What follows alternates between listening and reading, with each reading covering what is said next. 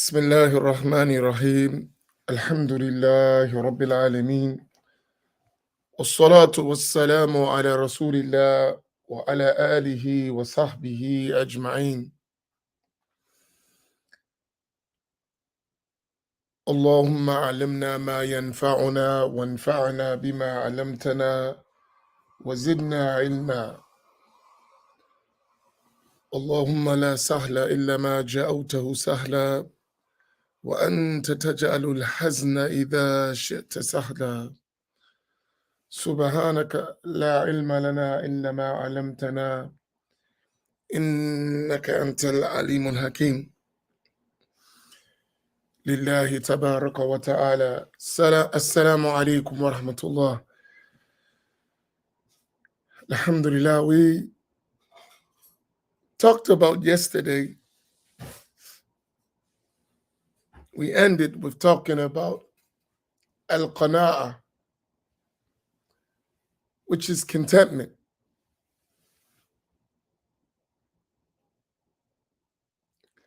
And we said that contentment is a treasure that will never perish.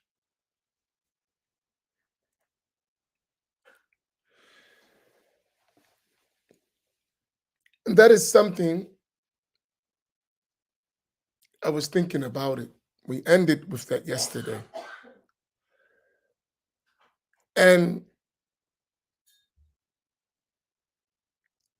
at another level, when you have contentment, what necessarily follows that is ar-rida. You're pleased.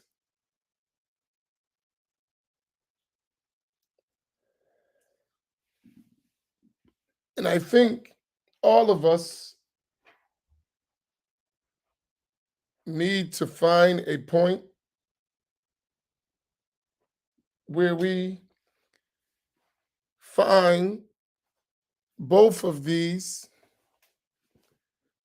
characteristics within ourselves on our traveling to Allah Tabaraka wa Ta'ala. One is content and one is pleased.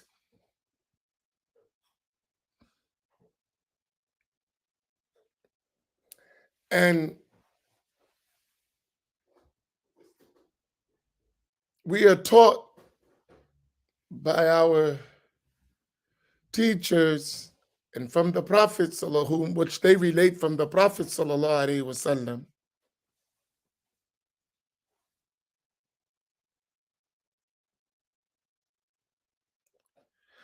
Shahid, I want to talk about that, but after I finish this, I really had this conversation in my mind. So I'm going to leave it there so I don't forget it. It's a good point.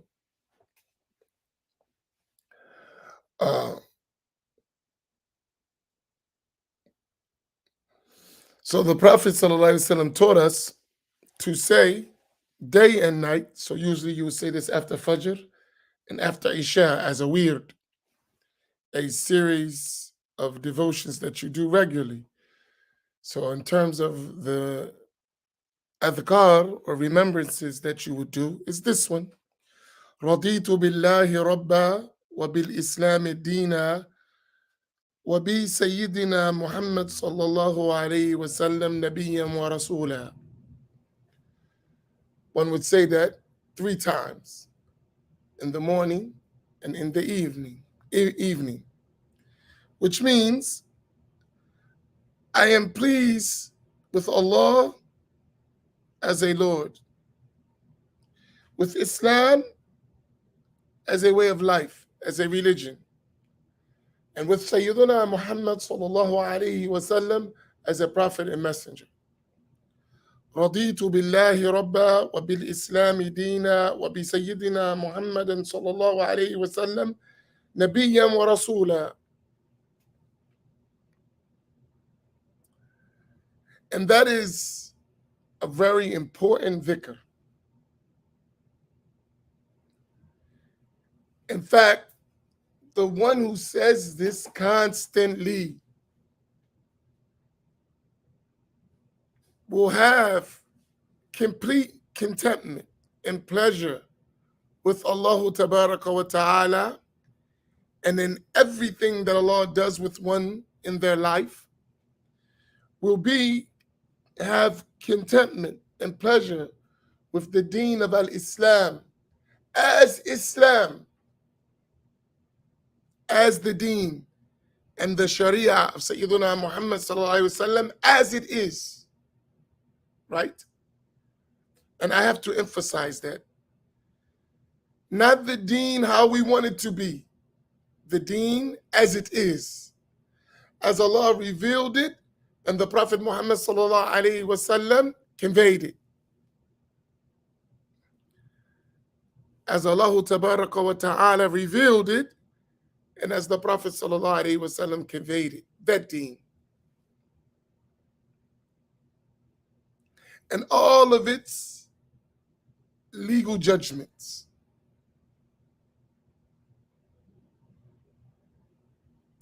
And one would be content and pleased with the guidance of the Prophet Muhammad sallallahu alaihi wasallam. That one would realize that Sayyiduna Muhammad sallallahu alaihi wasallam is a complete guide, is the perfect guide. And every other guide after him is only a reflection of his prophetic guidance. For us, especially for us, most of us, and I want to say this because I think about it. I'm speaking in general to every Muslim all the time. When I talk in general, I'm speaking to every Muslim, no matter where they're from, their background, their ethnicity, their social status, doesn't matter. In general, when I'm talking to everybody who's listening. So people may be listening from all types of backgrounds, doesn't matter. But often, I'm specifically talking to African American or Black Muslims in their particular condition. So the one who listens to me needs to understand that so they never become confused.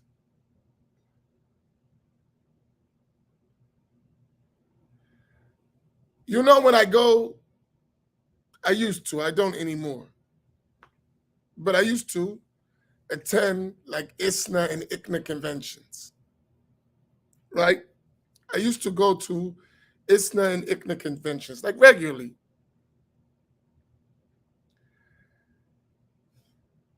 And every time I would go to those conventions,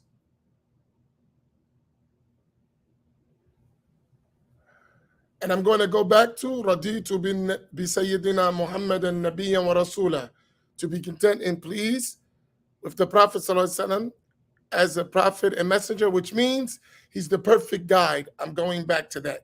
And every other guide after him is a reflection of that prophetic guidance. I'm going to go back to that. That's where I put a pin in it. Now I'm going to continue what I was talking about when I'm talking in general, I'm talking to everybody.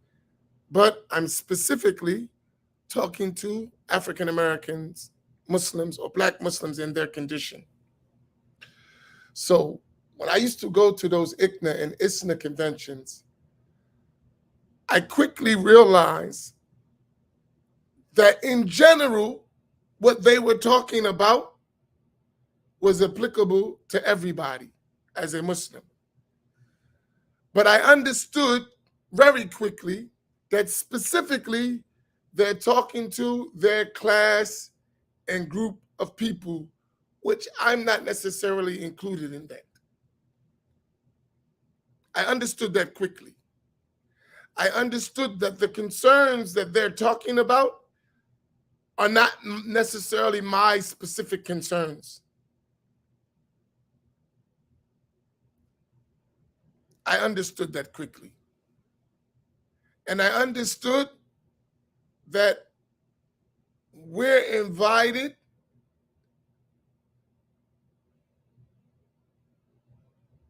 as an afterthought of their organizing structure.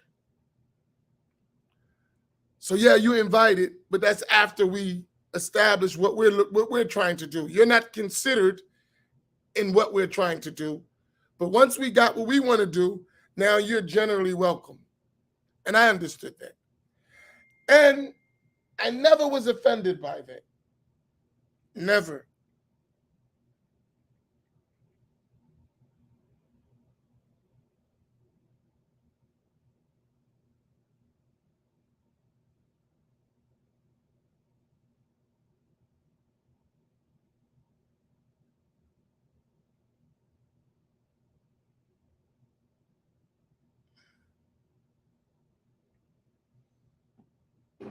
Uh,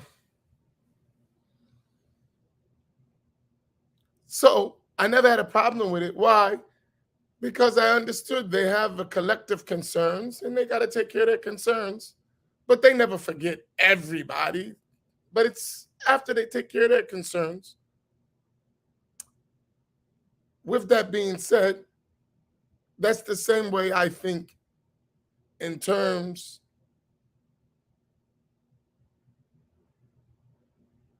may Allah give you afia, tahira. Uh,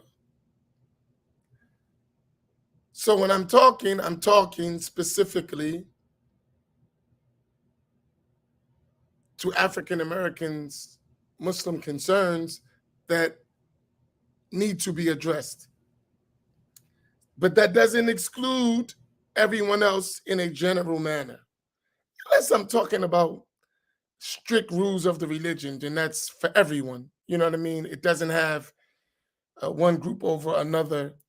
But sometimes the concerns of others are not the concerns of African American Muslims. And just as other communities have their concerns met, African Americans need their concern met as well. But if we're just talking about religion, Ahl Sunnati wal Jama'ah, then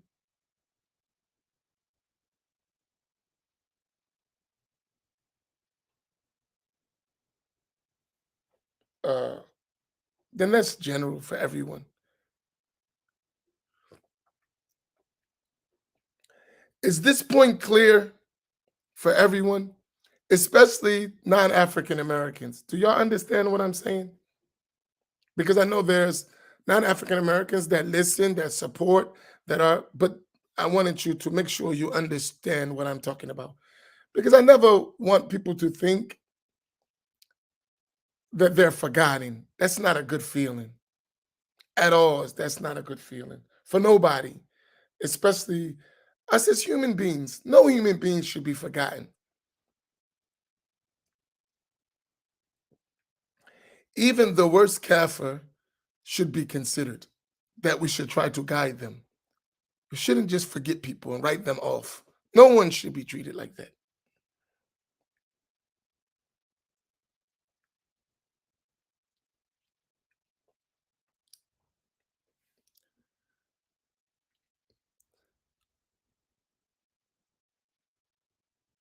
All right, so with that said, let me go back.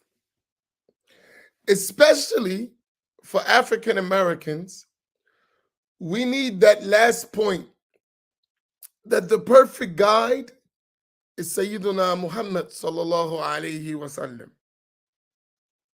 And I'm leaving this up so I don't forget it. Brother Shahid's comment, I want to come back to it, but after I talk about what I wanted to mention.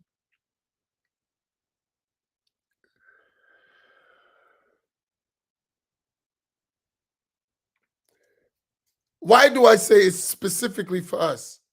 Because we have a tendency as a people within Islam to see good people, knowledgeable people, and then leave off all our concerns and make our concerns their concerns, and their concerns are not our concerns. Let me repeat that. We have a tendency when we see a good person, a sheikh, a leader, charismatic leader, a group, to leave off our concerns, to engage and indulge and rally behind their concerns, and their concerns are never our concerns. That becomes problematic for us as a people. So you have to, like, I have sheikhs, so let me say it even another way, that I love, but I would never tell us, let's leave off what we have to do and go follow the sheikh's instructions related to our worldly life. I wouldn't do that. That's not wise. I would say, let's learn from the sheikh. Let's benefit. But it's our job to take care of our struggle here. He has nothing to do with it. He doesn't even know about it. He doesn't. He doesn't live it. It's not his concern. Don't even waste your time. That doesn't mean that we won't take his advice. That doesn't mean we won't explain to him what we're going through and see if he has some religious insight that we could benefit from. There's two different things. Do you understand what I mean? There's two different things. There's the one aspect where he's going to give us religious guidance. And he's going to give us advice. But he has not experienced what we experience. Even if he's experienced in his own context something similar, it's not like what we as African Americans go through in our everyday existence.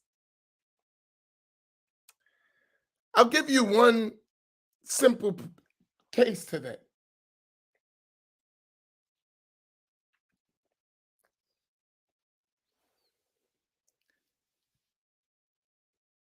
They haven't been stripped of their language, culture, religion, lineage for over 400 years.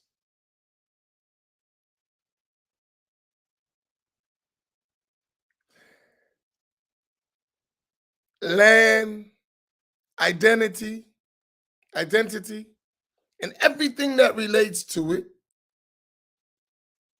African Americans have lost that. So that experience in and of itself still affects us today as a group.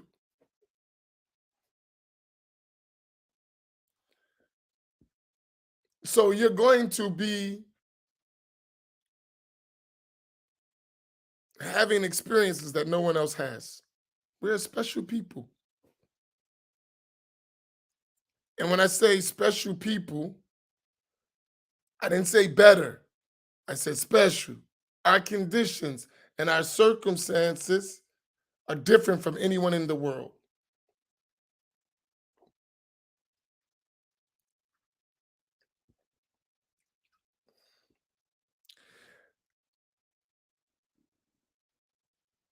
You know, they used to say,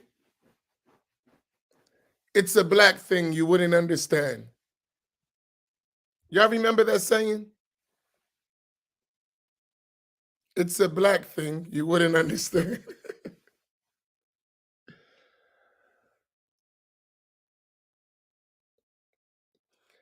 And we understand that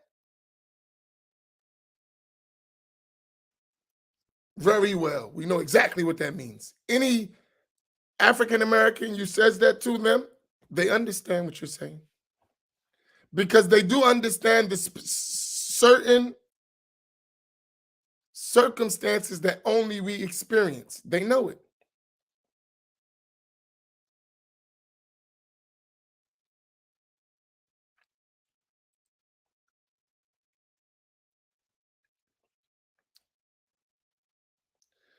I always tell this story, right?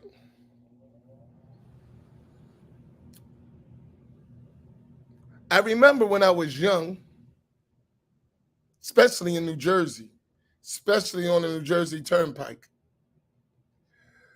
When you would drive as a teenager or a young African American male down the highway, you could put all your money on it, you're going to get stopped.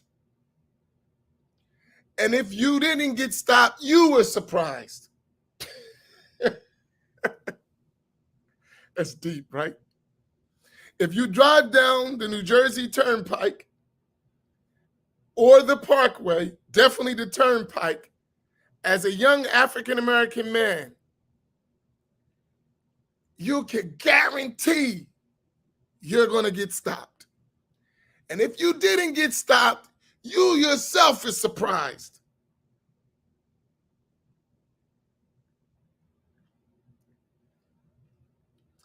And that was specific for African American men.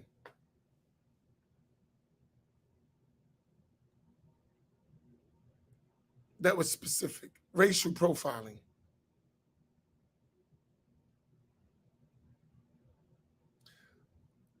And until the state police made a straight effort that you can't stop them, that's the only way it calmed down.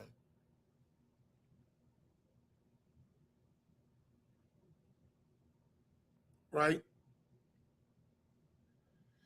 Today, African American men and women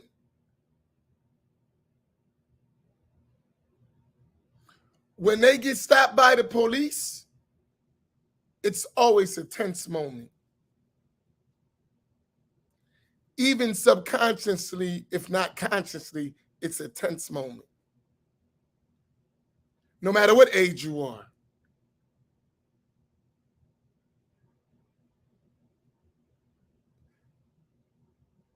It is always a tense moment, especially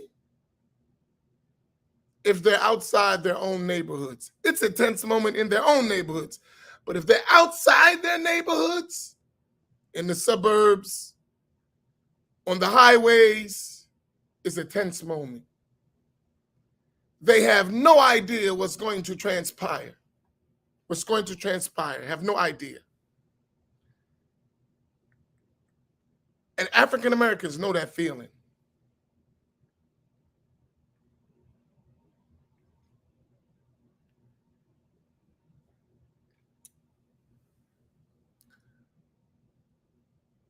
That feeling that we feel, it affects the way we view the world and the society we live in, and the way we interact in it.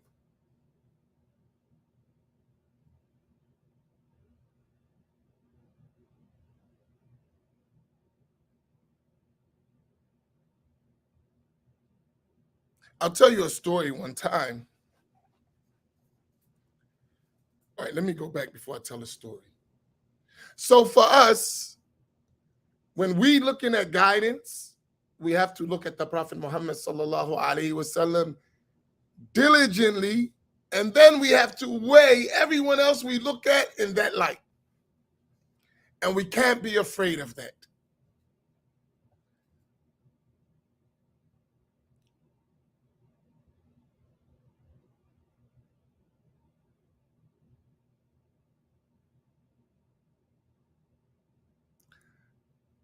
I was asked about why I don't work with certain people. And I mean, African American learned Muslim people. And I said to the person who asked me that, I said, they don't reflect our reality. Their concern is serving others instead of us. So I have no concern for working with them. Simple. It's not personal between me and them. Their concern is not my concern. I'm going to do whatever I have to do to help my people. Those others, helping our people is conditional upon what another people say if they can help our people. I can't deal with nobody like that. You hear what I said? I'm going to do whatever I got to do that's lawful, of course, to help my people. That means Muslims and non-Muslims. Muslims and non-Muslims. I'm going to help my people however I can. And there is nothing going to interrupt that. Whereas they're going to help so long as they have permission from another people to help our people. And it's only to the extent that the others want them to help. I can't work with no one like that. It's not going to happen.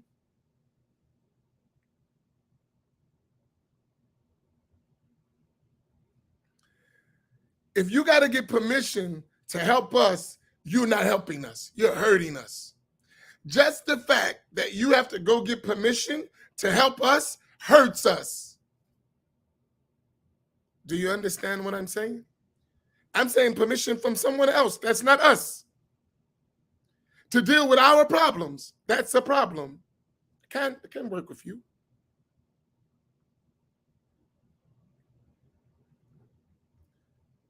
Once they say no, that means you're out. So we can't even count on you. Once your handlers say no, it's over. Whatever we planning, done. Because someone else who doesn't deal with our issues is going to tell you no, and you're going to listen. Even if it's not unlawful. Even if it's a benefit.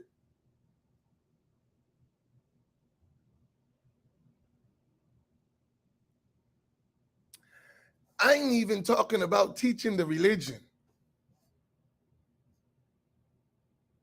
Teaching the deen. Something that is an obligation on the one who has knowledge is to spread it. And then you tell me how, who you can spread it to, when, why, and the people are in dire need. And being led astray by others because you're not on the ground helping.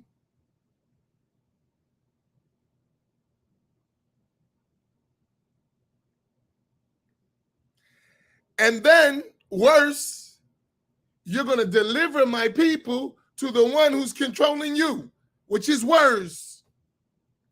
If I put my people in your hands, you're going to deliver them on a platter to the one who doesn't have their concerns at the center of their heart. That's backwards. And you would have my people champion a cause that doesn't benefit them, but benefits others. And you would have my people working hard to give away everything they need more than the ones they giving it to. Listen to what I said. You would have my people working hard, giving away what they need to someone who is in a better condition than they are. That doesn't make sense.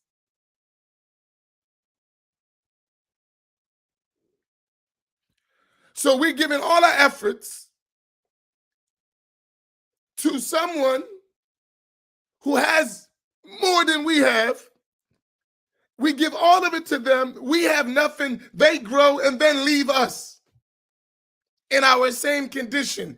And that goes on generationally, from family to family to family to family, from parents to children to grandchildren to great-grandchildren, and you're in the same condition. I would be unjust to accept that. While the reverse is happening for the one you're delivering the people to.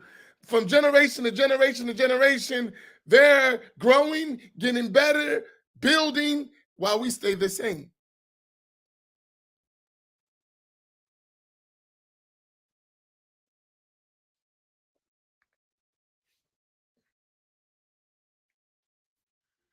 This doesn't work.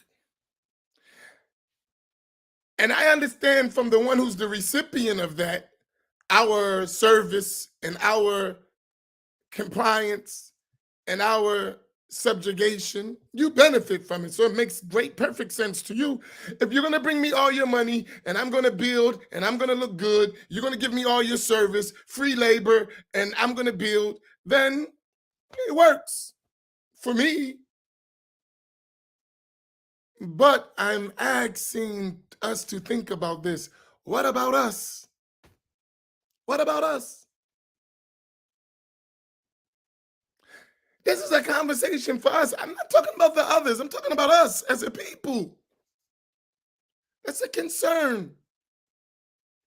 Listen, I hate watching the condition of my people. I hate it.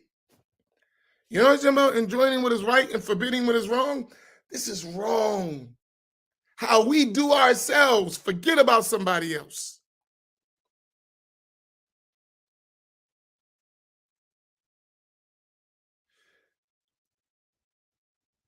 So I won't deliver my people to someone else. I won't, even my own teachers, I won't do that. No.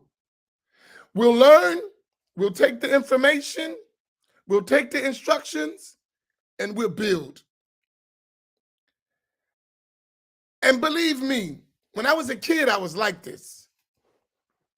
And then as I got older, I embraced, the Sunnah, Ahl Sunnah. And for a time, I act like that didn't exist. Until I got a little older and I realized, wait. This stuff is true. It's the same. I'm watching everyone build for their children, for their future, and we're still the same. Nah, this don't work. No good. Foul. Foul ball. No good.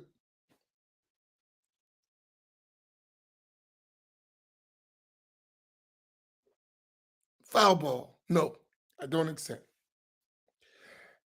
And I'm talking about that's in every aspect. Religion,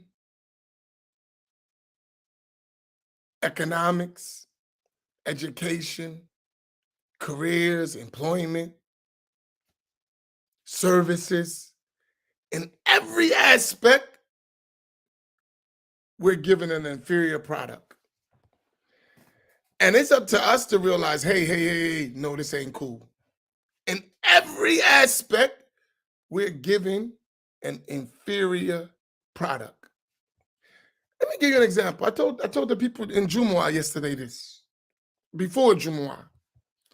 I said, listen, because some people, they don't like the way I emphasize the creed of Ahl Sunnati wal Jama'ah and following Madhahib and Ash'ari and Maturidi. They're like, man, why are you always on that? They want some general Islam which has no structure. It's like, do what you want Islam. Have it your way Islam. Which in reality, what they don't realize, is a means to destroying Islam altogether. We don't realize that. And that idea is pushed specifically on our people.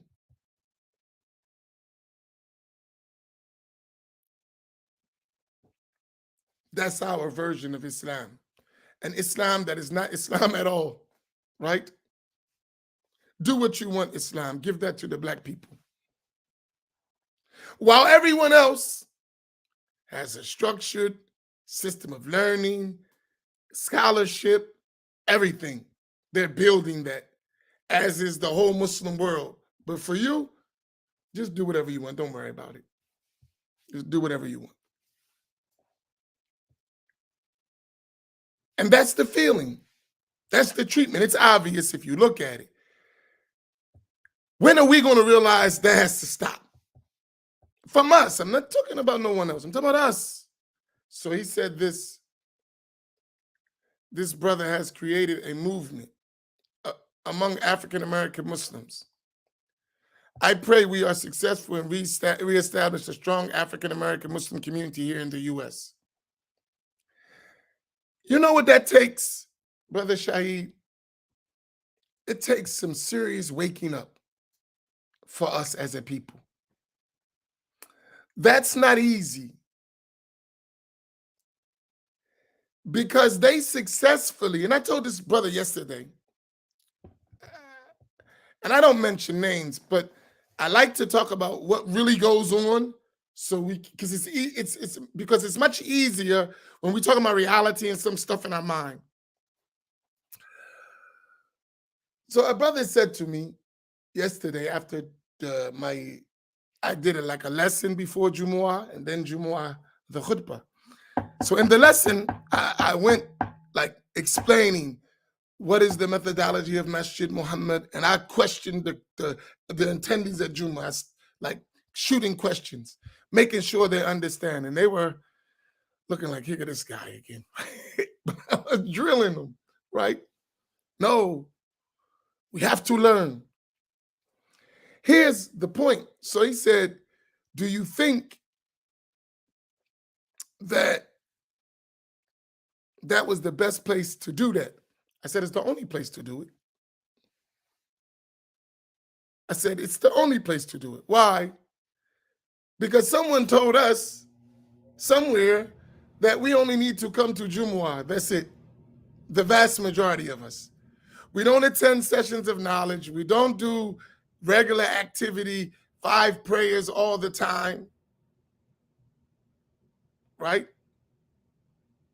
Some, but as a regular, we don't do it. So the only time you're going to get the mass amount of us is at Jumu'ah. And that's the only time you got. And you only got a roughly 40 minutes to an hour. You better, whatever you're trying to get across, you better get it across right then and there. That's the only time we're going to give you. As a whole, I'm talking about a collectivity. So everything you better do it on that day. And then within that hour to 40 minutes to an hour. That's the general habit in our communities, unfortunately, which needs to change.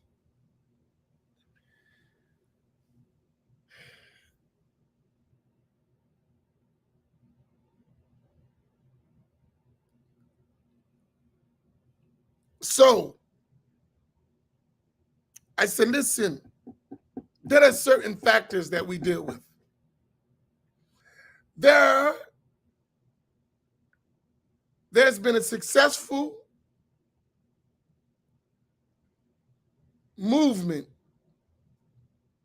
to have us misunderstand the deen, and therefore misunderstanding the religion will be a means of blocking us from unifying with the Muslim world. Therefore, the ummah, we will never really be a part of the whole ummah because we will always have a deviant idea of Islam. And if we accept that, we ourselves will take ourselves out of the ummah. Did y'all follow that? Did y'all follow that? There's been a concentrated effort to give us a misunderstanding of Islam. That misunderstanding of Islam, in and of itself, will cause us to separate from the broader ummah. And therefore, we would never really connect And we'll always be a people who's considered the deviant group. Do y'all understand that? You need to put on your thinking cap to follow this. Do y'all understand what I'm saying? And you got to be courageous to follow what I'm saying. You have to have some knowledge. You have to understand world history. You have to understand the mentality of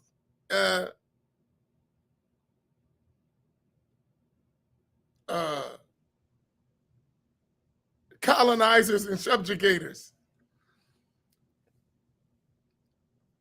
And I want you to understand, some of us, right, be patient with this process, because I don't know how many of us understand the depth of what we're talking about. In general, we may understand. And we may understand, but we're not really ready to sacrifice for what we understand. Because you can understand the subject, but that's not sufficient to make a movement. You have to work, right? You have to sacrifice. Movements don't go nowhere without sacrifice. You can't just say, power to the people. No. You have to struggle for the people, in addition to all your chanting and waving your fists. But in order for you to struggle, you have to fully understand, because struggle means you're going to sacrifice your own self. And we've been burned a lot. And that's by design too. You've been burned a lot, so you don't sacrifice, even when it's necessary to, because you always got in the back of your mind, I've been burned before. So the process of getting us to understand what we have to do and why we have to do it is a necessary process. So the one who understands has to be patient and keep in mind that we are starting right now. We are starting right now. Let me ask you something. I'm going to show you we're starting. Y'all ready?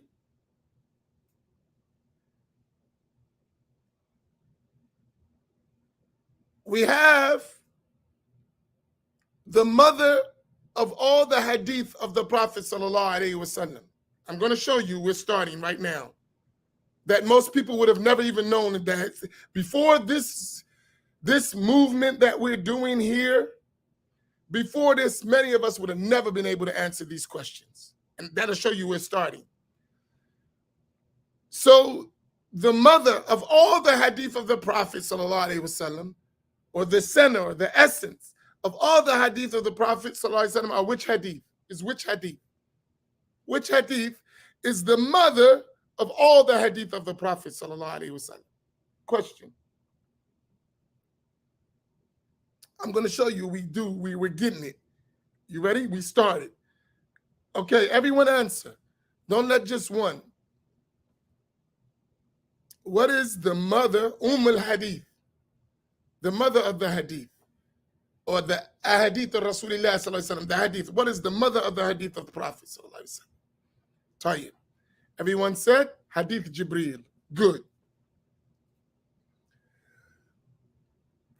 Hadith Jibreel basically talks about three main issues. What are those three main issues that are talked about in the Hadith of Jibreel?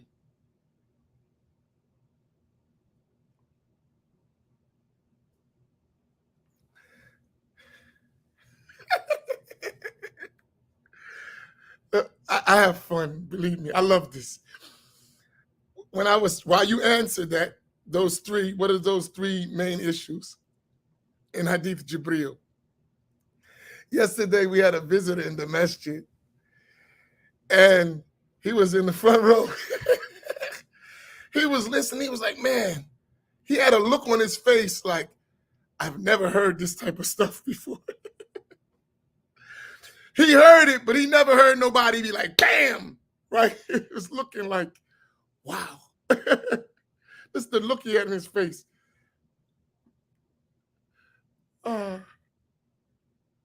Okay. Islam, Iman, and Ihsan. Good.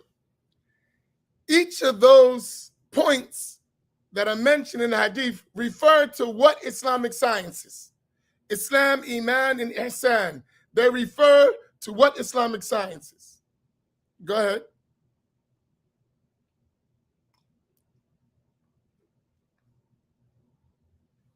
Islam, Iman, Ihsan refer to which Islamic sciences? Okay, come on, everyone. I want to show you we're moving. And it works for me, so I don't have a headache thinking we're not moving when we're actually moving. Even if we're moving slow, we're moving big time. And the most important aspect of our movement, we're doing it. And I know we are. But you know, I'm like you. I want to keep going. I want to move this thing. But everything in time. Tell you.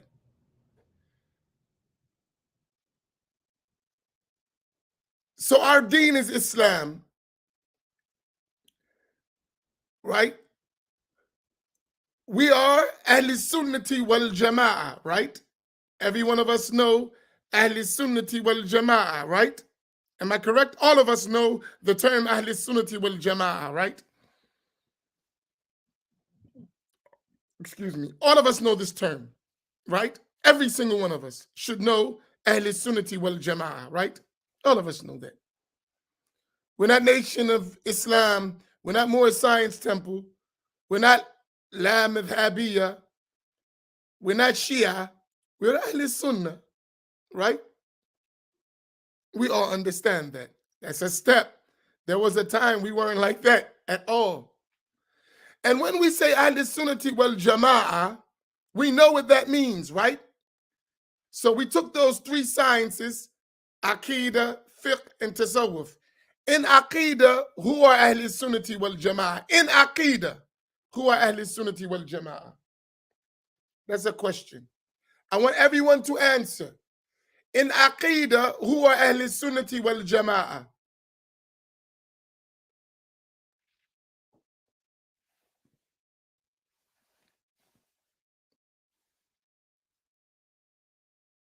Everyone answer. I see two people that answer so far that I see. I want everyone, fill it up. Everyone answer. There's a lot of people here. Y'all don't see it.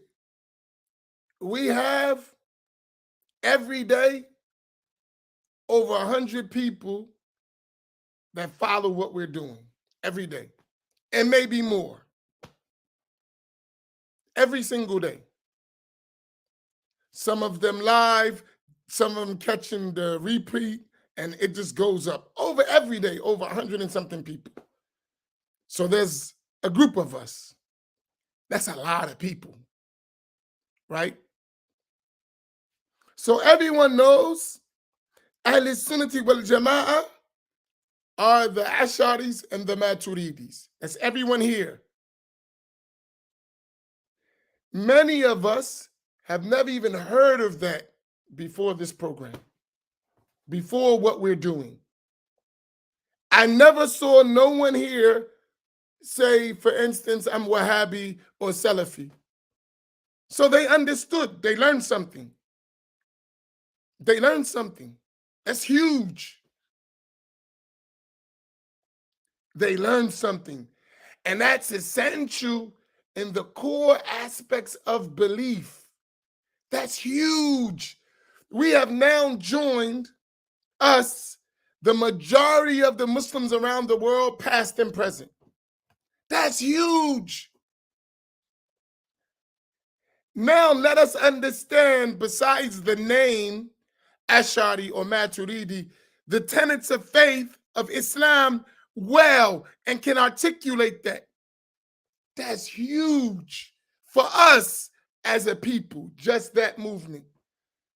That at least we're in agreement with the vast majority of this nation from the time of the Salaf to our time now. That's huge. We've never been like that as a people in America. We've always had some deviant strain of creed. Always, as a group, we've always been confused about our Islamic belief. Always. Still to this day, in this country, unfortunately, the majority of us are confused about Islamic belief, have no clue what Muslims really supposed to believe. That's huge. Say Alhamdulillah. That is huge. Right? That we developed a movement among us that teaches us the correct belief in Islam. That's huge. If you learn that well, you can go anywhere in the Muslim world and you would be on cue with the whole ummah. You would be right on step for step. The books, the scholars, everything, no matter where you go in the world. That's huge for us. Think about our history, where we came from as a people in the deen. That's huge. You want me to make somebody mad but tell the truth? I'm going to make you mad, but I'm going to tell you the truth. So don't get mad. Just listen to the truth. Y'all ready? I'm gonna make some people angry with this to show you how huge where we come. Y'all listening? Is everyone, you bracing yourself? I'm being honest. Yeah, no. Let's be honest. We're grown. We're adults. I'm going to show you how to use this. I don't want you to belittle this effort. What was so-called the most largest African-American so-called Sunni movement in our history as African-Americans? Go for it. I'm going to question you. What was the largest movement of African-Americans, so-called Sunni Islam, in our history as African-Americans, Black people? What was the largest movement? Let's talk. I said Sunni, so no one considered the NOI Sunni. At least no one I knew, right? Okay.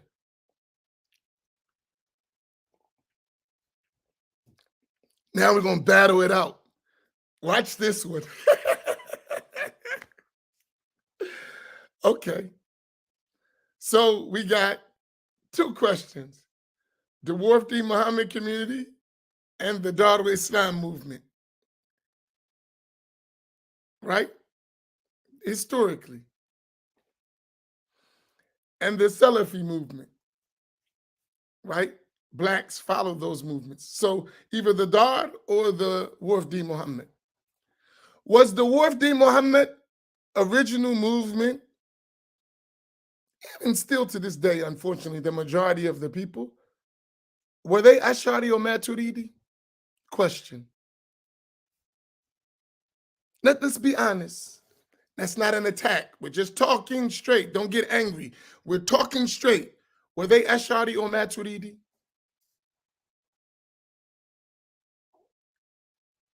Question. Yes or no? Right. The Darul Islam, were they Ash'ari or Maturidi?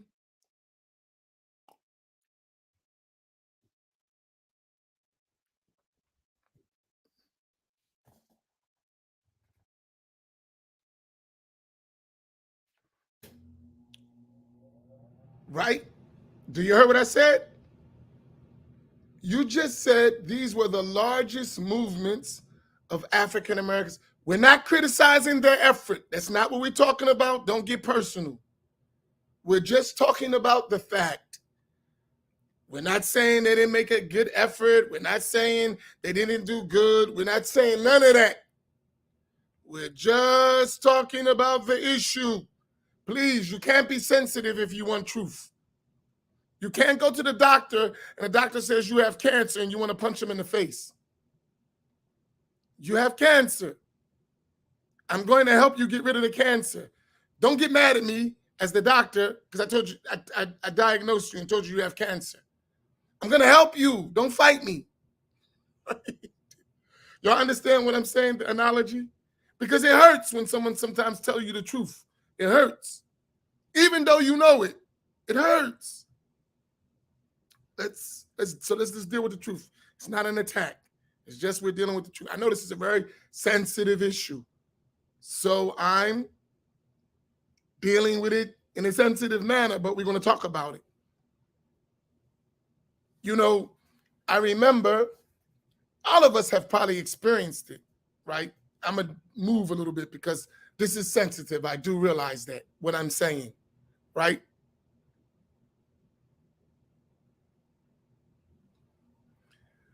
You know, when someone is sick in your family or someone had some violent crime, they got shot, and then you notice when the doctor comes and you can look at him and you know what he's going to say. But when he comes, he has to say it. But doesn't he come like considering how it's going to affect you? He know he got to tell you. I have to tell you the truth. Someone, your relative has died. They passed. But he's careful. He's going to tell you they died. But he's very careful how he does it so that you would accept it, even though it's something difficult to accept. But he's concerned that, listen,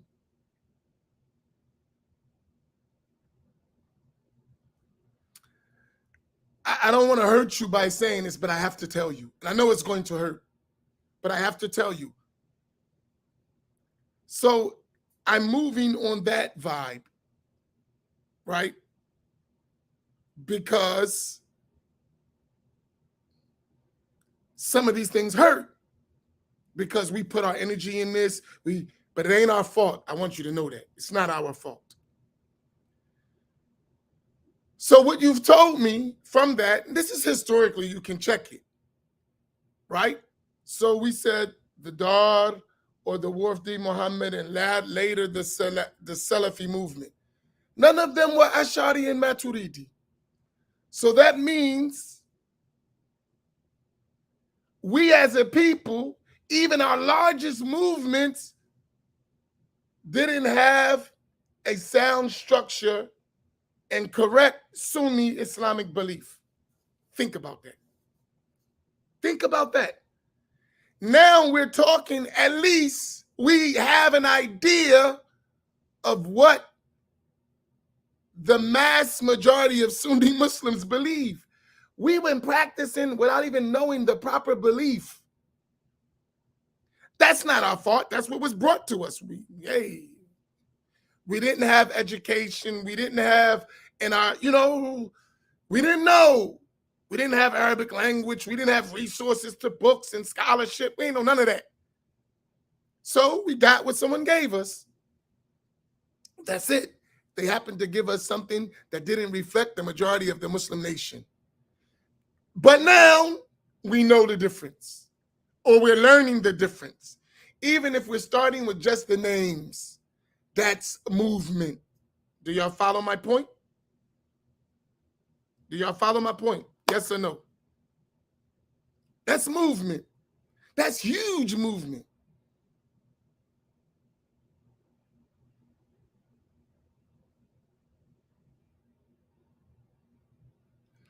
Y'all follow me? That's huge. Huge. Even for us, we want more. I want you to learn it, be able to articulate it, clarify it, explain. Yeah, that's another step. But the fact that you do realize our proper structure of belief as Sunni Muslims that match the whole world, that's beautiful. For us, that is a huge accomplishment. And then to understand from where we were to where we're at now, that's huge. That's one. Y'all ready? I'm not finished. That's one.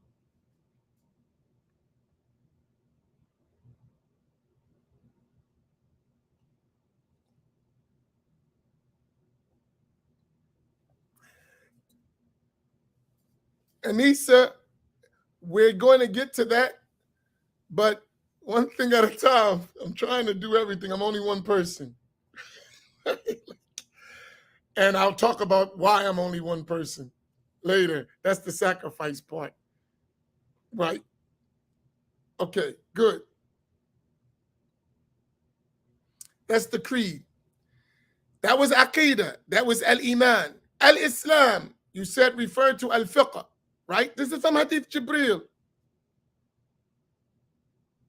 right? In Al-Fiqh, Al-Sunnati wal-Jama'ah are who? In Al-Fiqh, Al-Sunnati wal-Jama'ah are who?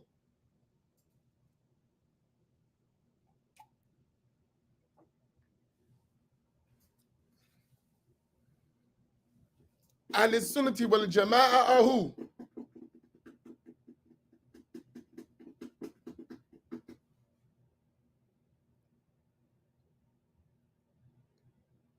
There's that fanaticism coming right out, Shaheed. I don't know how you got Maliki first. Y'all Malikis, man. Y'all not first. Hanafis are first.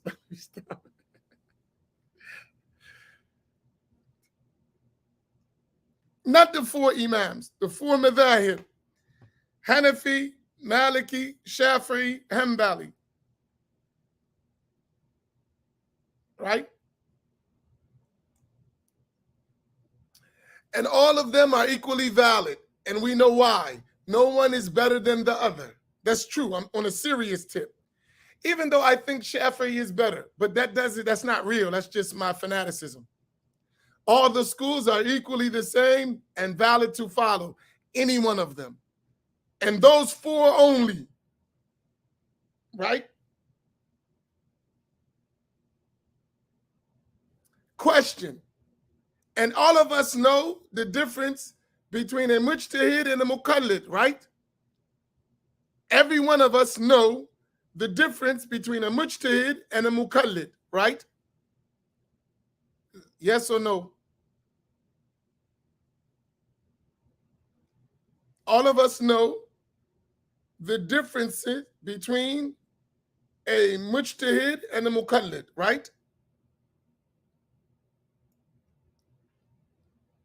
Everybody said yes.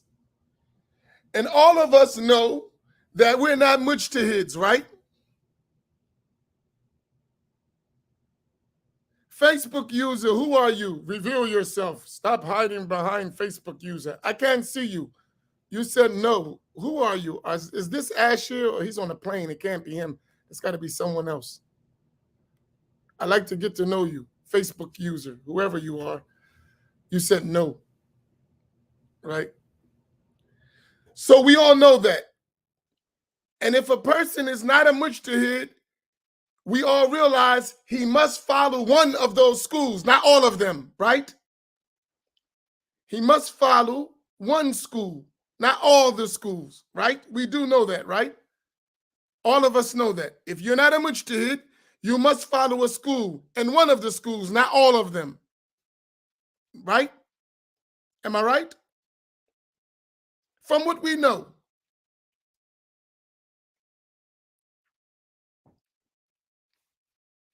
Okay.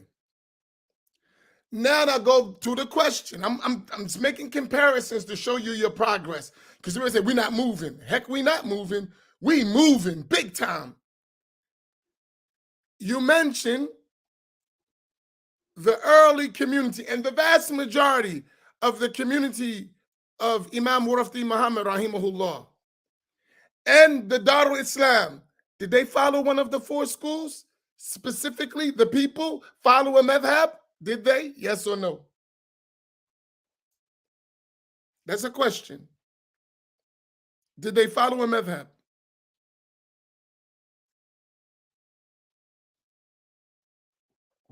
Let's be honest with ourselves. We're not criticizing. We're just talking about the fact. If we're gonna deceive ourselves, we're wasting the whole conversation. But if we're gonna be honest, then the answer is no. It's not specific. No, they didn't follow a madhab.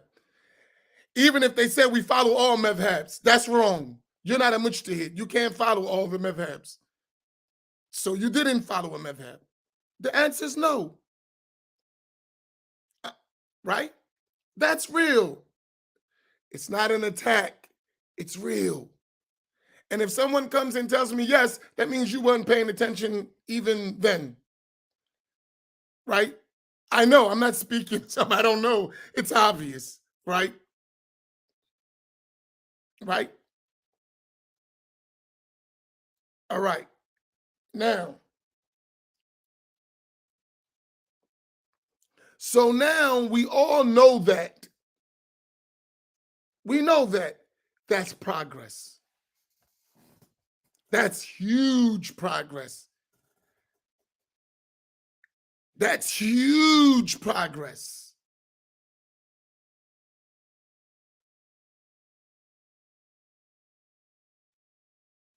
Then the third, that's huge progress. I'm pointing out your own progress. It's huge. Let me tell you something. That one is so big in terms of our practical understanding of the deen. As we learn madhahib and we learn the rules, schools of thought, and we learn the rules of the religion, we're not going to be all over the place. We know the rules, we know the lawful, the unlawful, with a continuous. Now, with Aqidah and fiqh, we all know that the proper way to learn your knowledge is through a continuous, unbroken chain back to those imams. Don't we all understand that? That you must have, or there must exist, a senate, a chain of narration, unbroken in knowledge, in acquiring it in the schools of Aqidah and the schools of fiqh to those great imams back to the Prophet. Don't we all know that? Don't we all? Even if we particularly don't have it, we know that it must exist, right?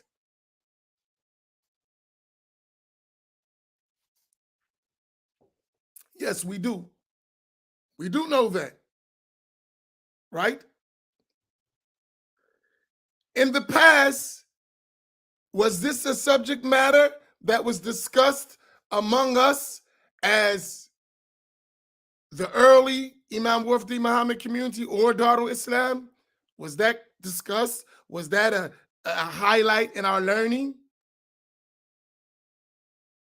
Was it? No. It wasn't. It didn't exist. Had it exist, we wouldn't be talking about it. We wouldn't be talking about it. It would exist. We would already know it. Right?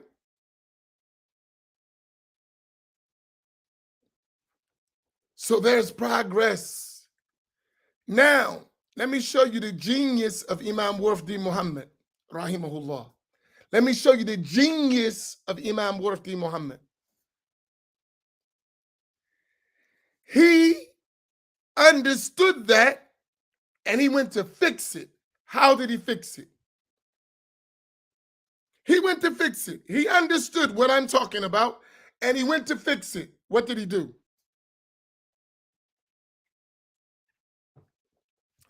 He understood it and he went to fix it. What did he do? Imam Wafdi Muhammad, rahimahullah. He understood what I'm talking about and he went to fix it. What did he do? Yes, Haja Stacy, sending people to study. But where? I want to show you something, the genius of Imam Wafdi Muhammad, rahimahullah. I love him. I love him. No, not Al-Azhar. Where did he send him? Okay, Syria. True. What did they learn in Syria? What did they learn? Those students who went to Syria, what did they learn?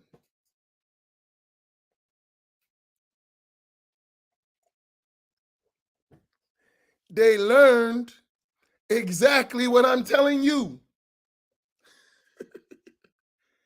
Ain't that deep? They learned exactly what I'm telling you now. You notice where he didn't send them. Think about it. You notice where he didn't send them. Where didn't he send them? For sure. And he had the ability to send them there, but he didn't. Where didn't he send them? Say it loud.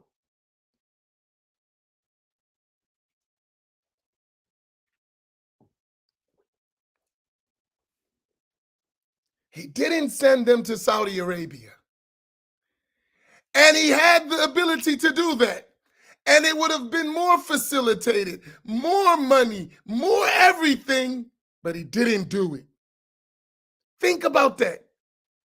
I said the genius of Imam Warfdeen Muhammad. The genius. We owe him a lot if we don't realize it or not. That man was wise, rahimahullah ta'ala. And he was working in the same way we're working. We're not as big as him. No, of course, none of us are. He had a movement that he inherited that was huge. And he just had the job of slowly guiding him to what he understood. And like every one of us, we developed. But look what he did. He set us on a course for future generations to be successful. It's going to take time. It's a process. It's not easy. It's difficult. And he was smart enough to navigate it in the wisest of way for which he understood at that time. May Allah reward him. When I'm giving you this history so you can follow it. Now, right? Follow me. That shows you something he was telling us at that time without telling us, just doing it. Every time is different. Excuse me. He did it. So if I have this conversation with those students, right, they can identify exactly what I'm talking about. So those students that came back from Syria that he sent, they learned. Some of them were good, some of them not so good, right? I'm talking about in their studies. Some of them were real good. And those who were real good in their studies, they understand exactly what I'm talking about. Those who were on vacation, they might not understand as well. They understand, but not as well, right? Now, those who studied and did well realize the huge job that Imam Warfdeen Muhammad rahimahullah had, because they have that job now. And it's a task to just educate our people. That's a task. That's not easy. To get us to learn and to develop, do you understand? That's not easy. That's hard. It's difficult. We got all kinds of stuff, right? But they're doing it in a slow way, in a way that is growing step by step by step. They're not going to move the same as everyone because the circumstances are different. They can't do what Imam Amin does because they're trying to hold the whole thing together. Imam Amin is not trying to hold that together. Imam Amin is just teaching. He don't have all those other issues, right? And maybe it ain't the best way to go about it sometimes. My community was an Imam Warfdeen Muhammad community. Strictly, I'm talking about in the old way, right? But the Imam before me slowly was moving. And then he gave me the opportunity so I can continue. It was a process to where we just Ahl Sunnah at Masjid Muhammad and that's it. Ash'ari, Shafi'i, Sufi. That took time. That wasn't like overnight, right? That wasn't overnight. That was work. And I wasn't the one who started that work. It was the Imam before me who started that process. For 30 years, he did that.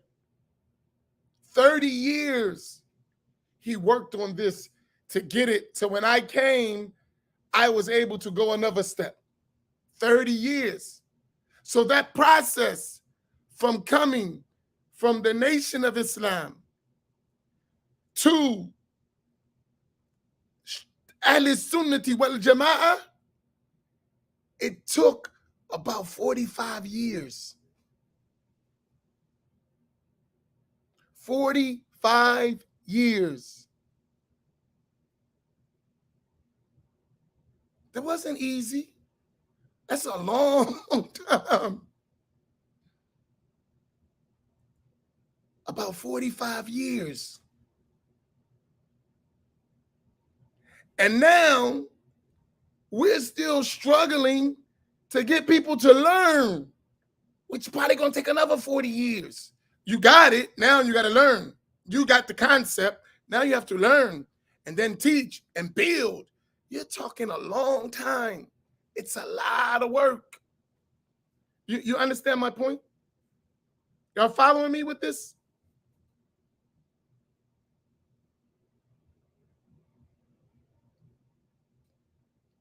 It's not overnight. It's not going to happen overnight. Do y'all understand what I'm saying? So now you see the movement. The third part, al-ihsan of the Hadith Jibril. What does that refer to in Islamic science?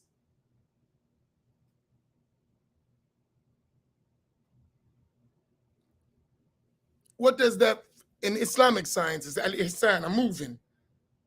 I'm showing us our progress and we're moving. And al-ihsan, what does it go? What's next?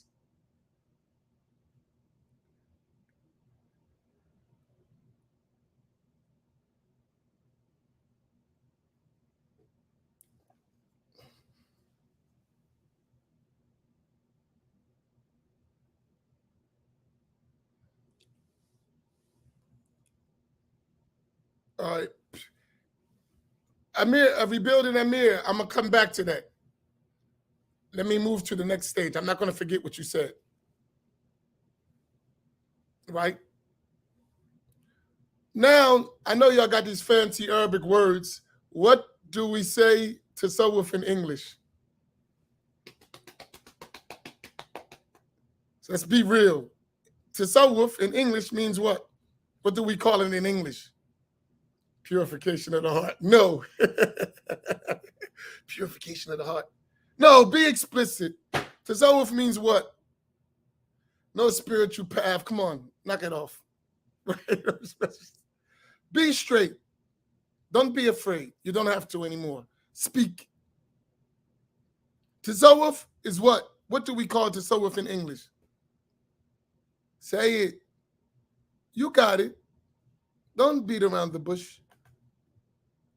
Sufism. We know what we say. Sufis. All that spiritual purification, purification of the heart, that's a way to get around because they bullied us not to say Sufism or tasawwuf. So we say tazkiyah. Tazkiyatul qulub. Come on. As a science, it's called tasawwuf, Sufism. We know exactly what we're saying. Right? And say it boldly and proudly. Don't be afraid. You're doing us a service. Say Sufism. Tasawwuf, Sufism. Straight up. Don't beat around the bush. We're adults now. We can say the truth. We can handle it. Right? Now, as a whole, with the Dar and with the early Wafdi Muhammad community, could you say Sufism straight like that as a whole? No, absolutely not. Because of the bad concepts that came from Saudi Arabia that snuck into our community. Those ideas prevented us from even following this stuff, these ways. that traditional Muslims have always followed. So from that side, do you see the progress we've made? From that side, just with the Islamic sciences, the primary Islamic sciences, right? Right?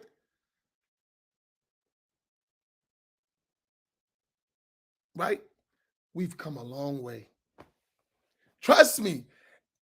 So from what we're learning, the very primary sources of our Islam were taken from us as a people. And we were given some unorthodox understanding of the deen.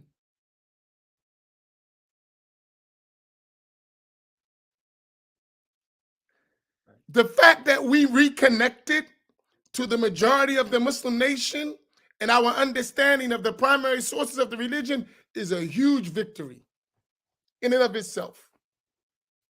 That's a huge victory in and of itself. Say Alhamdulillah. We can never forget it. No matter how hard we're working, say Alhamdulillah. We finally got our religion access. Is not denied. It's available for us. That is huge. No one can play games with us no more. Do you know how big that is? If we study what we've learned here for over these years since COVID, every day, no one can play games with us. Nobody. That is huge. We have enough that nobody can play games with us. I don't care where they from or who they are. That's huge.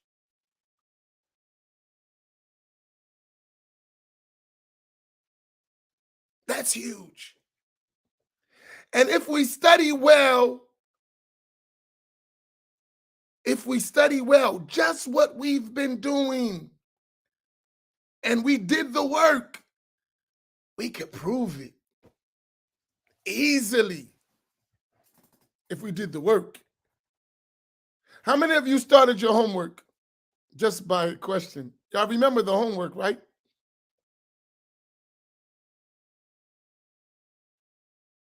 Right? Did y'all start the homework? Anyone who started their homework? Or who finished? Sometimes good students finish the homework.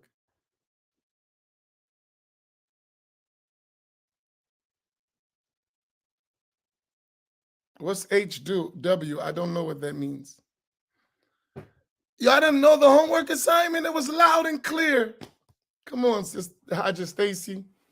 You got it, right? The homework was to go to the Reliance of the Traveler, the biographical section, and then put all the scholars from the 5th century to the 15th century to our time now, who were Hadith scholars and Ash'ari. You remember that one?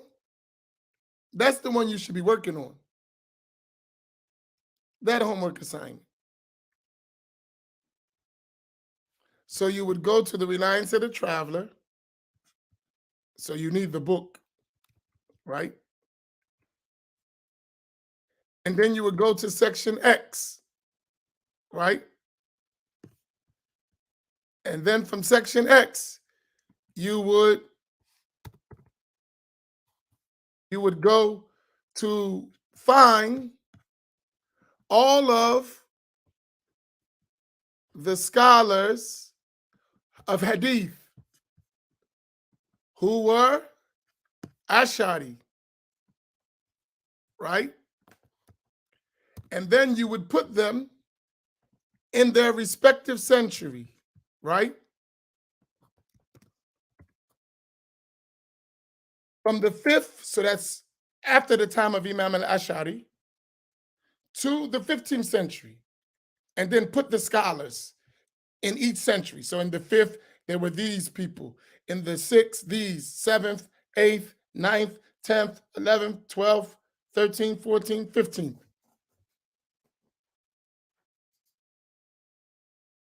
right? No, I want you to do it.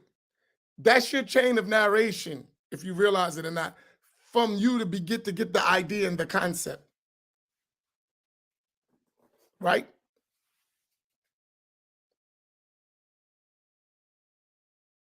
It's going to help you.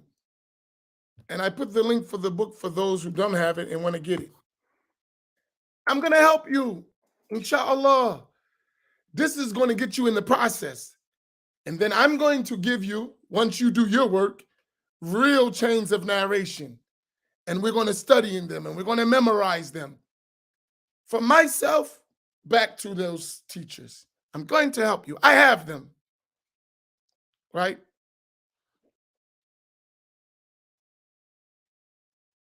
I have those chains of narration for many scholars around the world. I have them myself. And I'm going to share them with you because I know this is a part of the process of our people in learning. This is a part that was denied to us, and I'm giving it to him. And really, I want to help with that because it's going to help you in everything we're talking about. But you have to put in your work. We're not just, it is something that we struggle to acquire, and we shouldn't just throw it away. No, it should be preserved properly with respect and with reverence because it is our lineage and our legacy. It is our lineage, our religious lineage, and our legacy as a people. We deserve it. And we must ourselves establish it among us so that it goes on generations and generations and generations like it did for everyone else around the Muslim world. That's progress. Now, once we get this, let me move to the other thing. All right. Once we get this concept, and we're all religiously in the same circle with the wideness of our religious diversity within Ahl Sunnati wal Jama'ah. But we all understand now we as a people have a basis to actually unify on religiously. So none of us are fighting each other at that point. We all have the same concept. We all religiously understand the broad limits of Ahl Sunnati wal Jama'ah. So if I'm talking to my brothers who are Hanafi, we're saying the same thing. He's just following a different fiqh. If I'm talking to my brothers who are Maturidi, if I'm talking to my brothers who are Maliki or Shafi'i or Hanbali, and it's all a different tariqah, we have the same concept. Different routes, but the same concept. We all understand the same thing. Now we're able to collectively work on our issues as a people. Collectively. Religiously, we're not differing. And even the differences that we have, they're accepted differences, and we all understand that. And it's no problem. Right? Do y'all follow what I'm saying? Now, the next level. That's one level. That's the primary focus first. If we don't get that right, the other stuff we can forget about it. Honestly, it's not going to happen. If we don't get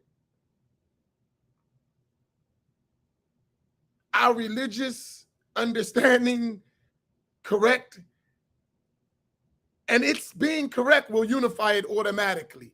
It's done it for the history of this ummah. It's never been a problem to this day, right? If we don't get that right, and our enemies know that, mix their Islamic understanding, make it confused, you got them. They done. They can't do anything. That's true. Right? So once we got that, and we have that, and we're developing it, inshallah, now we go to the next level. The next level is taking care of our worldly concerns.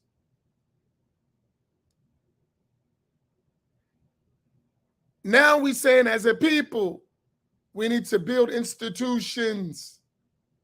And our institutions are going to start where? First and foremost, in our homes. And then they will develop into masjids and centers of community development. Just like the Prophet ﷺ did. We're going to start in our homes, educating each other. We might not have the money, the resources to build institutions. So we're going to start at home. We're going to be having lessons, reviewing in our houses, all of us. We go over your house, we have dinner, we have a class, we review our notes, we invite the teachers to our homes, we gather our neighbors and friends, or, together. We have lessons in the houses. Then when we get strong, our numbers increase, our support base develops, we establish institutions that are open for the general public. Masjids, centers, right? Once you do that, you have your center, you have your knowledge. Now, because you may be small, you connect with others. You network. So when we have our 3453 family, we're from all over the country. So when we came to the barbecue last week, we had people from all over the country, from California to Detroit and Chicago, New York, and every place, Florida, and every place in between, right? So now we're connected all around the country. We're all on the same page in our understanding with the wide open differences religiously. There are differences in the religion that are valid. They're acceptable. We're fine with it. No problem. It's not going to cause a fight. It's respected differences that's been traditionally respected for the history of our religion. No problem. Okay, Jamaica, I'm sorry. Jamaica. That's a project that I want to work on that's going to talk about sacrifice. We need to go to Jamaica and help our brothers there. They're working, and I know them well. Our brothers and sisters in Jamaica, we have to help them. That's another project. That's a project that we have to, it's on the shelf, but it's there. We have to do it. And Bermuda. Those there too. We have some of our people outside the country, but our people that need help religiously. And inshallah, we're going to do that. But I'm giving you the broad picture. So now you have in all of these places, like we started, New Mexico, Kansas, Detroit, Chicago, New York, Florida, California, Las Vegas, Memphis, many places. All of these places we definitely visited and we talked to them and we're working. Now we network. You have a small community there, a small group here, but now you have this larger family that works together through the 3453 family and supports one another and brings teachers, sets up all that things, right? Now from there, you have network all around the country, which we've done already. So we've had 2 barbecues and the African American Islamic Summit since COVID that we've been together. 3 major events with people from all over the country and even outside of the country. And just Atlantic City has been our center for right now. Hundreds of us that have been working together. We're doing it. And we've been successful at what we're doing. Yes, Los Angeles too, Cali, we mentioned them. We've been successful year after year and even twice a year. We're doing it. We're moving. Then every week during the round table, we're beginning to put our money together that we've developed a financial arm or leg, if you want to say it, by which we are traveling to meet each other, and we're building to actually have an economic aspect to support all the work that we're talking about. We're doing it every week. We do it every week, every week, every week. And we've been doing that for over a year. And I want to share something with you. Because we're online, and we do realize we don't know everybody online, and we do have people who want to stop what we're doing, we don't publicly talk about everything we're doing with details. In general, it's enough that if you're interested, you will help. But we don't talk in details. Why? We know people are looking to stop what we're doing. Because trust me, there's never been a movement of African American and Black people except someone has went to sabotage it. Never. So don't forget that part. All right, I'm sorry, Philly. Y'all like neighbors. I thought that's a given, right? Philly's like neighbors. I think that's a given, right? You understand what I'm saying? So like if somebody says, well, tell us everything. I can't. Some of you, I do realize, are only here to destroy what we're doing. That's it. I understand that. Ask Malcolm X. Do you know when Malcolm X was assassinated, he was surrounded by his enemies as his staff? Do you realize that? He was surrounded by his enemies as his staff. Do y'all realize that? So we can't be foolish and think that everyone who comes is necessarily our friend.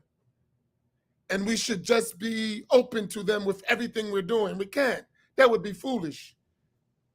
So each and every one of us must understand when we don't tell you everything you want to know, it's a reason. It's not personal. We have a job we're trying to do. We can't tell you everything.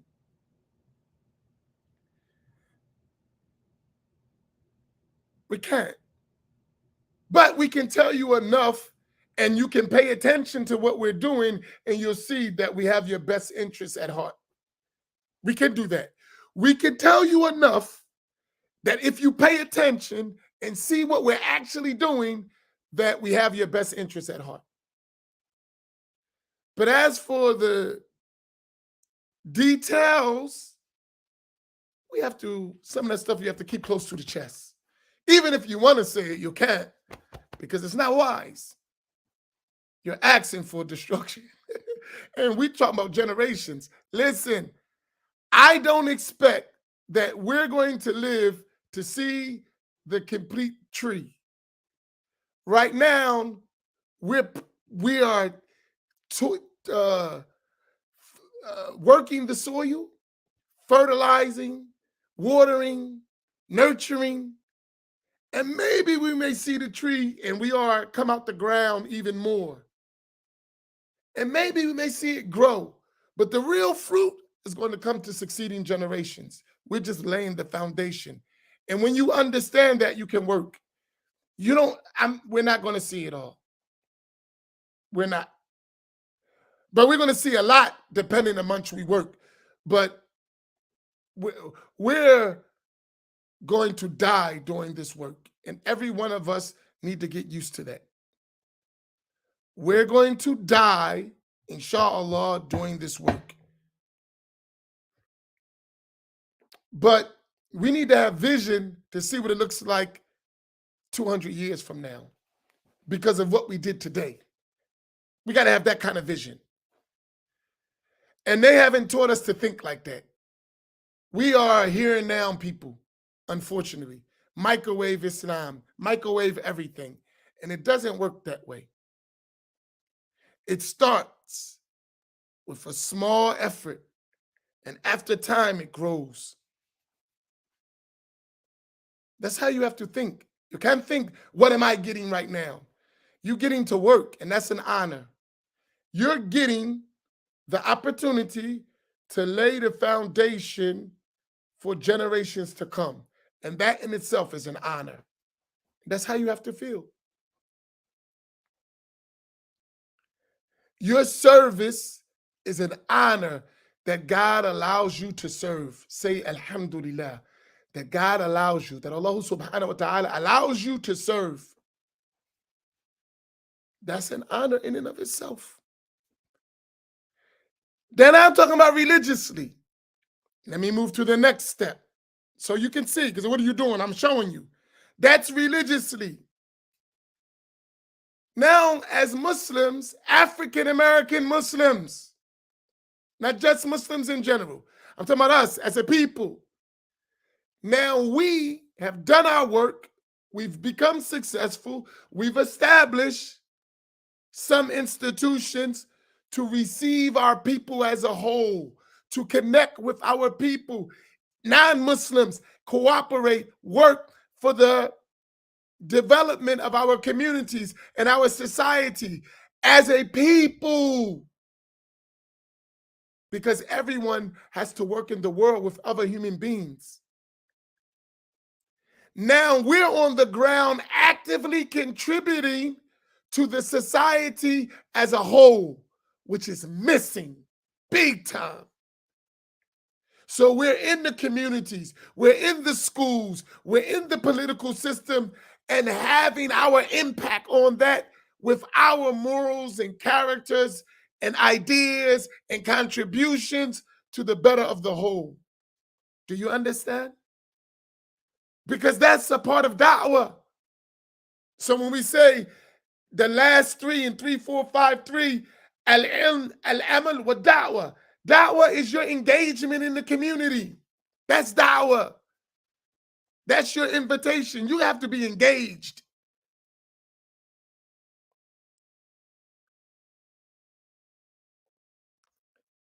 We're missing that whole aspect because of some false understanding of the religion that told us we Muslim and heck with the Kafirs.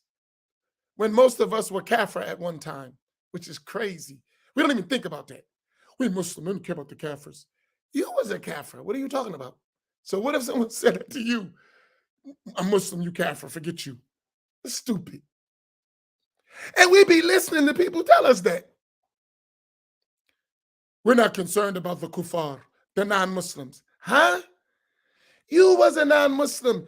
Your mom may be a non-Muslim. Your father, your aunt, your uncle, your homeboy you grew up with all the time. The sisters, the girls, the women, the children, your nieces, your nephews. These are your people. What do you mean they're non-Muslim? Who told you that's a part of Islam? They are you, your flesh and blood. What are you talking about? But they told us that.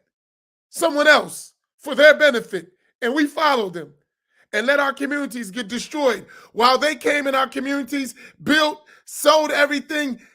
Listen, we're so bad, we fight against each other and pay them the rent for us to fight against each other. Yellow teeth. Listen, we fight against each other and pay rent to them while we fight against each other. Huh? Explain that one to me. Think about that. You got us religiously fighting against each other and taking our hard-earned money and giving it to the same one who told us to fight against each other.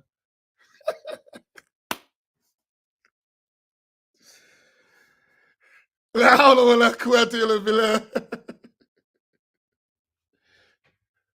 have lost our minds. We have lost our minds. Seriously. We lost our minds. We have lost our minds, but we're regaining them, inshallah. And this is a process. It's a process. It's sad, but it's a process. So I'm saying all that to say what? And listen, if we did da'wah to our people and served our people with sincerity, listen, I want to see you get a good education. I want to see you get a good career. I don't care if you're Muslim or not. You from us. I want our family to be strong. I want us to have whole families and marriage and raising our children and respecting our women. Man, that's a problem in our communities. And we as Muslims, we have to have our share in helping. It's obligatory upon us. More than the others who are doing it, it's our communal obligation. We have to have a whole refocusing of our thought.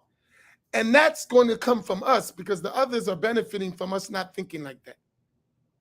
Other communities of Muslims are benefiting from us not thinking like that. And that's not in a good way. That's to our detriment. And we have to fix that.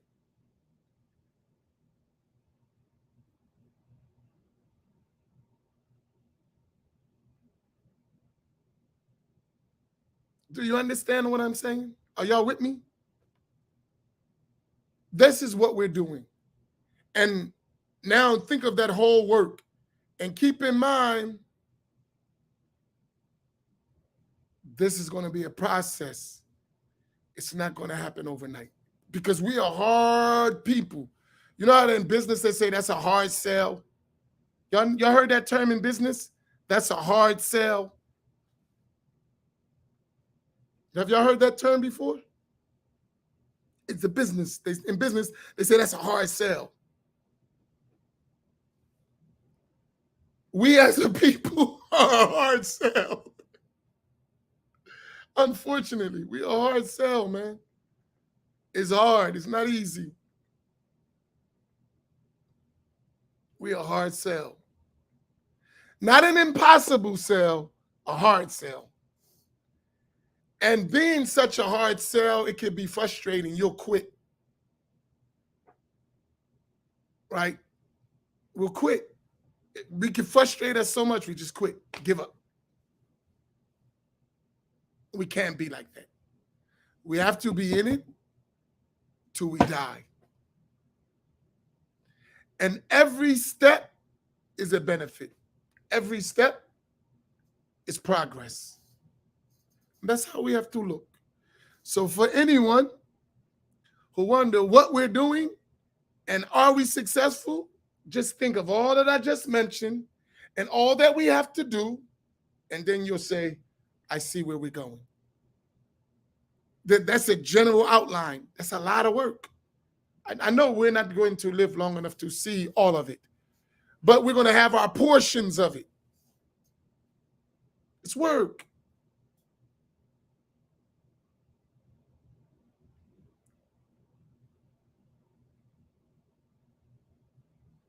And I was giving you something to show you how much work it is. I had a talk with a Salafi Imam, black Salafi Imam, right?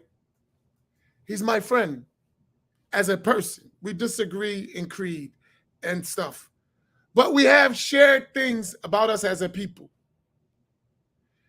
And we had a long talk about our structure as African-American Muslims.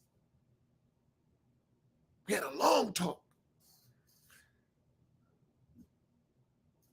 And from that talk, because he's a leader, I'm a leader. He's an imam, I'm an imam. He has a community, I have a community. So we share and we all have a black community. Even if the others have become big in our communities, the foundation of our community was African Americans, right? Even though, because there's other ethnicities in the community, and sometimes they're more than us, but the foundation of the community was African Americans. So we know that's our plight. And we were talking about what needs to be done in all these aspects. And the similarities were exactly the same. And it's just our theology was different, which we understood between me and him. But the work that we have to do is the same. And we're in the same condition. So that tells me it's a people issue that we got to work on.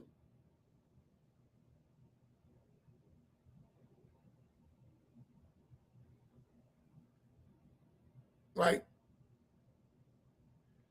So it's work. And one day,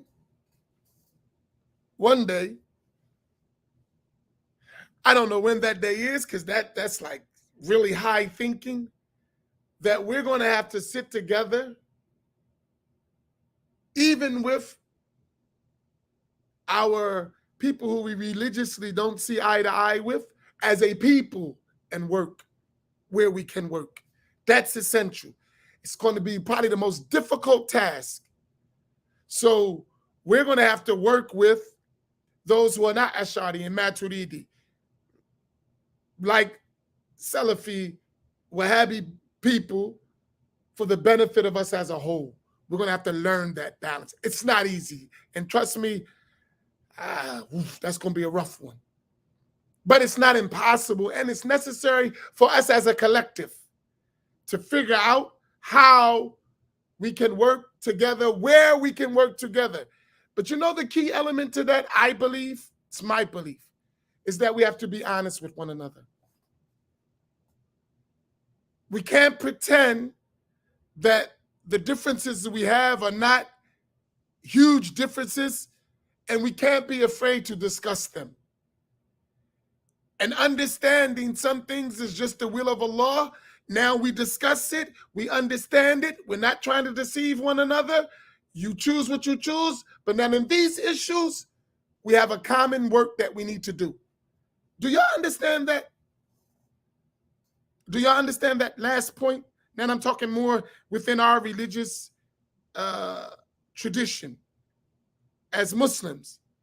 So there's going to come a time when African-American Sunnis, Ash'ari, Maturidiyya, are going to have to cooperate with Salafi Wahhabis. We have to figure a way to do that.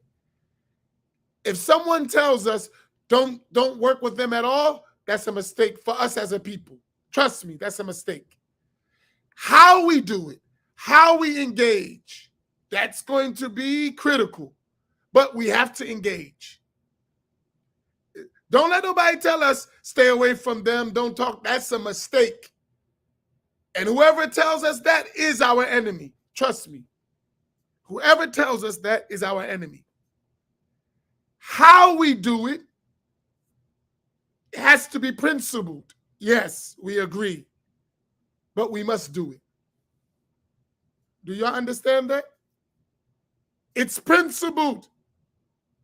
It has limits. It has rules. But we must do it. That's how the world works. We must do it. How we do it is another story. But it must be done. And once we do it, we're going to find that we're going to make more progress as a people. Once we do it. Once we figure that out. It's hard. I'm trusting it's not easy. It's not an easy sell. It's not, but it's a must. Because most of our people are affected by that. And it's easy for people to keep us misguided by keeping us separate. Divide, conquer. Keep that in your mind. Divide, conquer. That's been a tactic that others have used in our community extensively. Divide and conquer.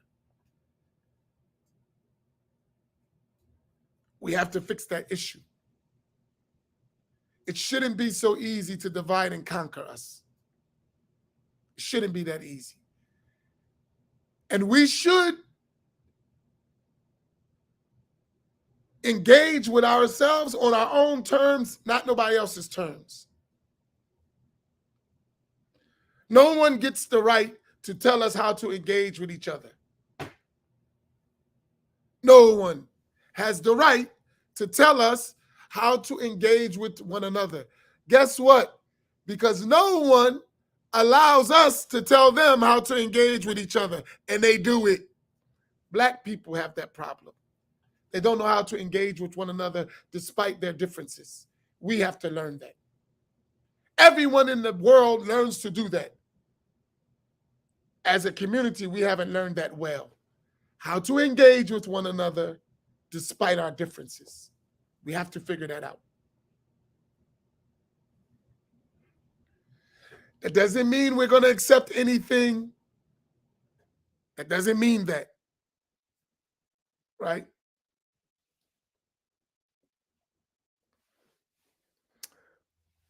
No, you cannot speak for all Salafis. You cannot speak like that. That's not true. All Salafis are not against working with everyone. Some of them are, even if it's most of them, but not all of them. And likewise, all Sunnis are not against working for the common good with Salafis. Some of them are, not everyone. And we have to be the some who learn the difference. That has nothing to do with our creed. We don't accept that creed. We don't, period. That's not a negotiable item. Working with you does not mean that I accept your belief at all. And that needs to be clear. That's part of the rules of engagement. From their side and from our side, I have no problem. But we're not going to let that stop us from doing a common good that we all need.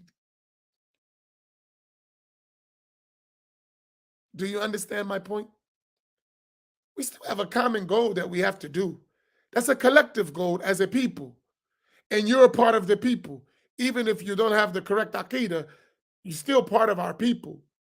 And we still have to work together to secure that we have a good life as a people. And while we're doing that, we'll be dialoguing about our religious differences, and we'll have an engagement, and Allah will guide whom He wills. But we still have our work to do.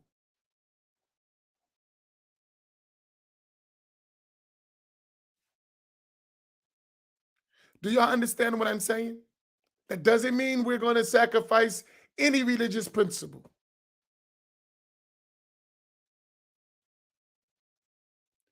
We don't do it in no other aspect. In our worldly life, every single one of us deal with non-Muslims. Every single one of us. Not one of us just deal with Muslims. You don't live in America talking about you only deal with Muslims. That's Fantasy Island. So you learn to negotiate and cooperate and engage with non-Muslims all the time. And anyone who says they don't is a fabricator of the truth. You figure it out.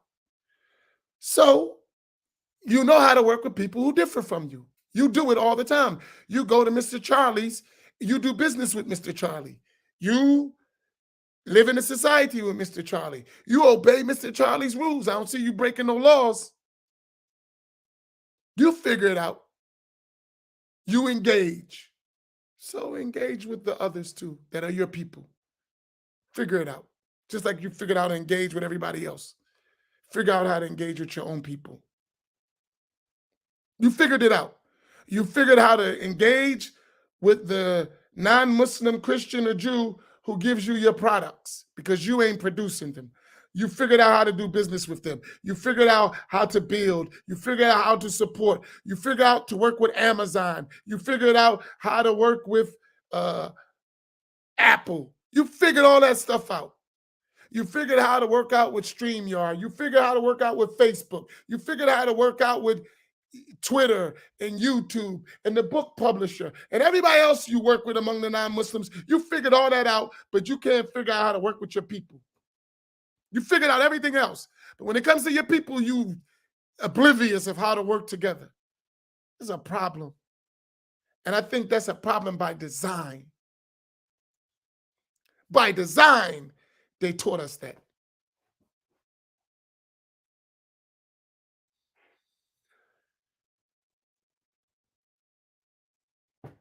They taught us that by design.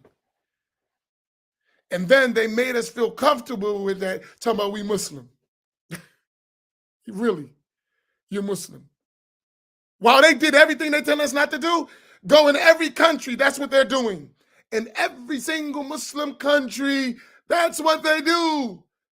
And they tell us, we Muslim, we don't deal with the kuffar. Your whole institution is built by the kuffar.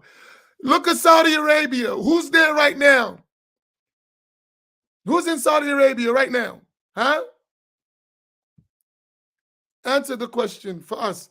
Who's in Saudi Arabia right now? The custodians of Haramain are dealing with who right now? Huh?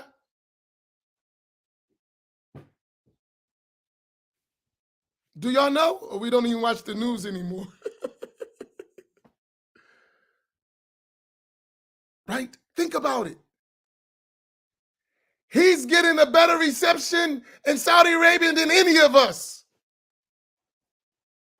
He's getting a better reception in Saudi Arabia than any of us as Muslim, especially as a black Muslim.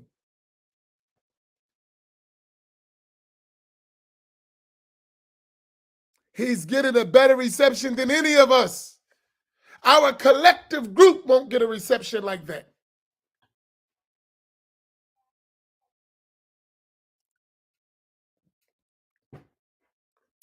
And before him, who was in there? Trump. So don't tell me you don't know how to work with non-Muslims. Don't tell me it's haram. Don't tell me you don't know how to work with people who disagree with you. Don't tell me that. Because you're doing it. Because there's an overall collective good. There's nothing wrong with it. I understand. Everyone has to do that. So do we. So do we. So do we. Because we are a nation within a nation. So do we. Them days of being puppets for other people are gone. At least in my mind. At least in my mind, they're gone. For me, forget about it. Them days is over. Right? And if I have any say in it, and obviously I can reach somebody, I'm going to tell them, don't do that. They're trying to destroy us. They're trying to destroy us. And it's perfectly fine with them. It's the status quo. You Negroes stay destroyed. And we shouldn't go for that. And don't let nobody tell us it ain't about that. Yes, it is. It is about that.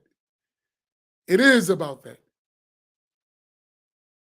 And I know won't nobody who's honest be able to challenge anything I discussed about this issue. Who's honest. All of us know it. All of us know it. Unless we're just uneducated. But if we have some education, we know what's going on. And it's our job to make the difference. I don't blame no one else. Do what you do. I'm telling us what we need to do. Collectively, what we need to do as a people. All right. I went way over time. Where's the flyer for the Fatiha, which is at 3:00 today?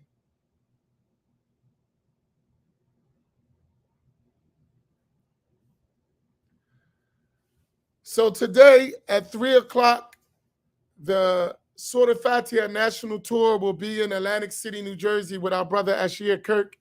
He just sent me a message. All of you are welcome. And then after that, from 6 to 7, our brother Hood will be doing Islamic investing, all of which we need. So we have religious and we have worldly issues. And I think these are important things when we're talking about the whole of what we must do. So those who are able to make it, please start making your way to Atlantic City. And then it will be a great program, inshallah. Brother Ashir, Hafidhullah, is very good in reciting the Quran and making sure it's pronounced properly and rules related to it. And you'll benefit overall in your Arabic language just from him doing that. So we all need it. And it's something we all recite, so it's for everybody, right? So you're welcome. And the meal is going to be pizza and beef pockets, and we may add to it some other things. It's going to be a light meal. So if you want some luxurious meal, we just did that last week with a bunch of food. So we're going to make it light, but there's going to be food that's served there. But we're not doing our big dinner meals and all that this trip. So I'm warning you, if you want a big meal, have a meal before you come or after you, a big meal. But if you want a nice, something to take care of your stomach, we'll have that there. And it's a free event. It's not costing money. So those of you with special diets, make sure you take your special diet before you come, or 7 o'clock is over after you leave. So maybe you would, but that will be there for everyone, inshallah. Any questions before we close out? Will the session be on Facebook? I don't know. If Ustad Ashir says it's okay, we'll do it. If he doesn't, I don't know. I have to ask him. I won't know till he get here. If he says okay, we'll put it live stream it. But if he says no, then I don't mind. But he's running the event, and it is us supporting what he's doing. So I can't speak for him.